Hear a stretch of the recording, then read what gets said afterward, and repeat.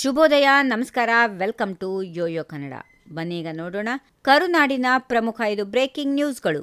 ಅಧಿಕಾರ ಹಂಚಿಕೆ ಕುರಿತಂತೆ ಕಾಲವೇ ಉತ್ತರ ನೀಡುತ್ತದೆ. ವಿಭಿನ್ನ ರೀತಿಯಲ್ಲಿ ವ್ಯಾಖ್ಯಾನಗಳು ಬೇಡ. ಸ್ವಲ್ಪ ತಾಳ್ಮೆಯಿಂದ ಇರಿ, ನಾನೇ ಮಾತನಾಡುತ್ತೇನೆ ಎಂದು ಹೇಳುವ ಮೂಲಕ ಕೆಪಿಸಿಸಿ ಅಧ್ಯಕ್ಷ ಹಾಗೂ ಉಪಮುಖ್ಯಮಂತ್ರಿ ಡಿಕೆ ಶಿವಕುಮಾರ್ ಕುತೂಹಲ ಕೆರಳಿಸಿದ್ದಾರೆ. ಎಐಸಿಸಿ ಪ್ರಧಾನ ಕಾರ್ಯದರ್ಶಿ ಪ್ರಿಯಾಂಕಾ ಗಾಂಧಿ ಅವರನ್ನ ಭೇಟಿ ಮಾಡಿ ಮಾತುಕತೆ ನಡೆಸಿರುವುದಾಗಿ ವದಂತಿಗಳಿವೆ ಎಂಬುದಕ್ಕೆ ನಗುತ್ತಲೇ ಉತ್ತರಿಸಿದ ಡಿಕೆ ಶಿವಕುಮಾರ್, ನಿನ್ನೆ ನಾನು ಪಕ್ಷದ ಕಚೇರಿಗೆ ಭೇಟಿ ನೀಡಿದ್ದೇನೆ, ಯಾರನ್ನು ಭೇಟಿ ಮಾಡಿದ್ದೇನೆ, ಏನು ಚರ್ಚೆ ಮಾಡಿದ್ದೇನೆ ಎಂಬ ವಿಚಾರಗಳಲ್ಲಿ ಬೇರೆ ಬೇರೆ ರೀತಿಯ ವ್ಯಾಖ್ಯಾನಗಳು ಆಗುವುದು ಬೇಡ, ನಾನೇ ಮಾತನಾಡುತ್ತೇನೆ, ಸ್ವಲ್ಪ ಸಮಯ ಕಾದು ನೋಡಿ ಎಂದಿದ್ದಾರೆ.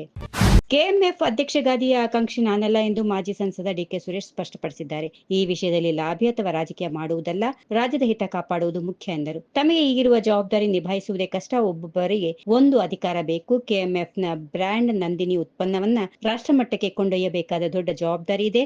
ನಾನು ಯಾವುದನ್ನ ಆಸೆಪಟ್ಟು ಕೇಳೋದಿಲ್ಲ ಎಂದು ಕಡ್ಡಿ ಮುರಿದಂತೆ ಹೇಳಿದರು. 25 ಶಾಸಕರು ವಿದೇಶಿ ಪ್ರವಾಸಕ್ಕೆ ತೆರಳುತ್ತಿದ್ದೇವೆ ಎಂದು ಕಾಂಗ್ರೆಸ್ ಶಾಸಕ ಪುಟ್ಟರಂಗ ಶೆಟ್ಟಿ ತಿಳಿಸಿದರು. ಪಶುಸಂಗೋಪನಾ ಇಲಾಖೆಯಿಂದ ಪ್ರವಾಸ ಇದೆ, ಹೋಗುತ್ತಿದ್ದೇವೆ. 35 ಶಾಸಕರು ವಿದೇಶ ಪ್ರವಾಸಕ್ಕೆ ಬರ್ತಾರೆ ಅಂತ ಇತ್ತು, ಈಗ 25 ಶಾಸಕರು ವಿದೇಶಿ ಪ್ರವಾಸಕ್ಕೆ ಬರುತ್ತಿದ್ದಾರೆ. ಯಾವ ರಾಜಕೀಯ ಕಾರಣಕ್ಕೆ ವಿದೇಶ ಪ್ರವಾಸ ಮಾಡುತ್ತಿಲ್ಲ, ಕುಟುಂಬ ಸಮೇತ ನಾವು ವಿದೇಶ ಪ್ರವಾಸಕ್ಕೆ ಹೋಗುತ್ತಿದ್ದೇವೆ. ಹೆಂಡತಿ ಮಕ್ಕಳ ಜೊತೆ ಹೋಗಿ ರಾಜಕೀಯ ಮಾಡಲು ಆಗುತ್ತಾ ಎಂದು ಕೇಳಿದರು.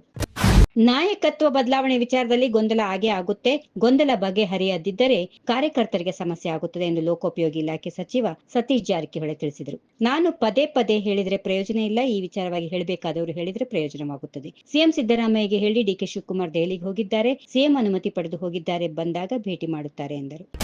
ರಾಜ್ಯ ಕಾಂಗ್ರೆಸ್ ಸರ್ಕಾರ ಕೆಪಿಎಸ್ ಶಾಲೆಗಳನ್ನ ತೆರೆಯುವ ಮ್ಯಾಗ್ನೆಟ್ ಯೋಜನೆ ಜಾರಿಗೆ ಮುಂದಾಗಿದ್ದು, ಈ ಮೂಲಕ ಕನ್ನಡ ಸರ್ಕಾರಿ ಶಾಲೆಗಳನ್ನ ಮುಚ್ಚುತ್ತಿರುವ ಆರೋಪ ಕೇಳಿಬಂದಿದೆ. ಈ ಬಗ್ಗೆ ಮಾಜಿ ಸಿಎಂ ಬಸವರಾಜ ಬೊಮ್ಮಾಯಿ ಪ್ರತಿಕ್ರಿಯೆ ನೀಡಿದ್ದಾರೆ.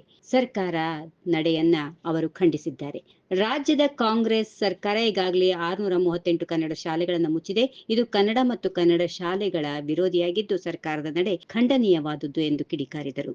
ಈ ವಿಡಿಯೋ ನಿಮಗೆ ಇಷ್ಟವಾದಲ್ಲಿ ಲೈಕ್ ಮಾಡಿ, ಶೇರ್ ಮಾಡಿ, ಸಬ್ಸ್ಕ್ರೈಬ್ ಮಾಡಿ.